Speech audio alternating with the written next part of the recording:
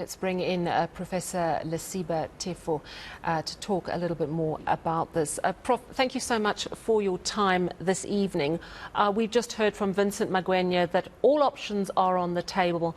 The President is considering them. What we are hearing is that he wanted to resign. He's being urged to take a breath while all options are being considered. Do you have a view on what he should do you think? It might sound new to others, but when this saga began about 8 months ago, he did offer to step down, by the way, right? He's not wedded or married to staying in office at all cost. However, is the consequences of that departure to him as a person and to the country in the I would want to believe that many would say it's not the right time for him to step down, but it will take some effort to persuade him to stay on. But I would love him to stay on, by the way. His shortcomings notwithstanding, we cannot deny that at least under him we have had a few people, sirens and chasing people and people being arrested, and we have seen the NPA doing this, and we have seen the SIU, and indeed there is relative stability in the country. People know if you steal, he's not going to protect you, even as much as he might not stop you, but no longer acting with impunity. To that extent, I credit him. Unfortunately, this is an own goal that is too costly for him and to the country as a whole. Yeah, I mean, it's undoubtedly we have seen great strides under the President in terms of repairing some of the damage caused by state capture. But equally now, if he stays and fights, Professor Susan Boyson speaking to me a little earlier, she says it will get very, very messy. His detractors will bring as much to light as possible. And let's not forget, there are some very clear holes in his story, which the judges have picked up on, saying, on the prima facie evidence that we have, his version versus EFF, UDM, ATM, there are holes. And these are judges who are independent, were hired just to look at the preliminary evidence. It could go anywhere from here. Do you think the country can risk a period of infighting, instability, ongoing probes of a sitting president? If he wanted to fight, he would and succeed. I have no doubt about that. I'm not excited by the hullabaloo that goes out there. At the end of the day, it's about the law, it's about the Constitution and constitutionalism. What is the language that characterized that report? He might have, he could have. It is not peremptory, it's not conclusive, it's not definitive. If anything, it says, given what we have at this juncture, perhaps another process should be initiated that could conclusively decide on where he at and what should follow. That is, in the simplest of terms, that's what it says. But if he chooses to fight, I say he could and he would prevail. But I don't think he has that temperament. He's not that type of character.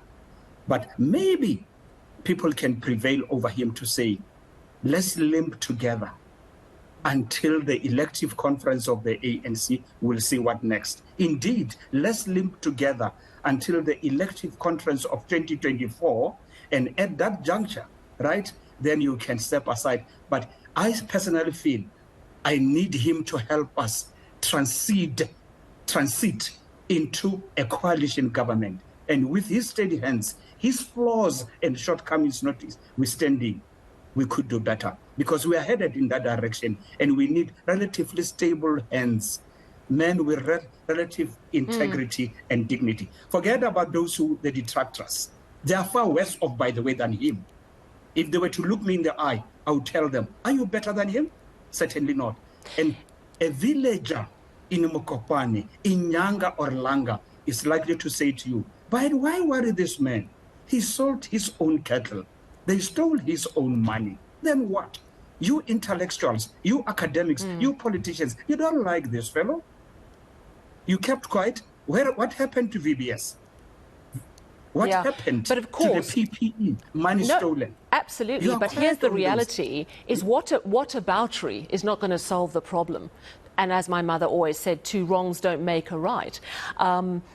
The reality is, if he decides to stay and fight, the parliamentary process will proceed.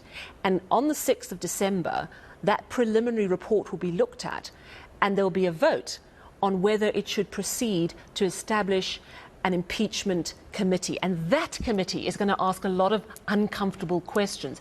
Now, that committee, and even the Hawks probe, may uncover that it was all fairly above board.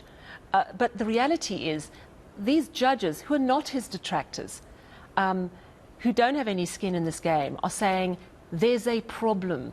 We think it needs looking into. So to proceed, he will have to proceed to clear his name and fill those holes in the story, explain it all, and survive. And I think the toss-up is, what is going to be better for South Africa? The instability, the infighting, a very intrusive probe that may uncover things he doesn't want us to know, or the instability of not having him at the helm. And I think that is probably what his advisors are talking about this evening. If he goes, and we don't know what he's going to do, but if he goes, is there anyone in the ANC that you think has the integrity and the character and perhaps the charisma to steady the ship? Because we've already seen the Rand losing 3% of its value. Yes, there are many, but I'll get back to that question. But let me just latch on to some of the points you raised. Look, if you were to follow the process now, right, and I want to push it to the hilt, supposing it comes to a vote, let's forget about other things that needs to be followed and just go straight. You are sitting in parliament and people are voting on impeachment. I doubt if it would succeed. It failed with Trump. It failed with Clinton. People follow power wherever it goes. And given where we are, I have no doubt the DA would go with him. If not, they would abstain, but they wouldn't vote against him. And in the ANC, he's not that tainted to the extent that they can ditch him. The detractors are there, but I think he still has the numbers. I just want to push anybody who wants to argue this point. Let's follow due process. It will take not less than 12 months before we arrive there. And he might be persuaded. Let's link together up to that point. Forget it. Let's come back to the next point that you raised. Namely, are there people in the ANC, 101 people, capable men and women, but men and women of integrity have been shunned, shied away, vilified, renounced, and denounced? I can give you Tito Mboweni. I can give you Trevor Manuel. I can give you an elder with integrity, honor, and respect, Naledi Pando. I can give you Dr. Aaron Motsoaledi. But I can give you Joel Nechitende, by the way. There are many, but they are unwanted, shunned, vilified, renounced, and denounced. So if they want to save the ANC within themselves, they have the wherewithal to do it. Thank you so much for chatting to us this evening. Fascinating perspective and so many different points to consider. That, of course, was political analyst Professor Lesiba Teffo.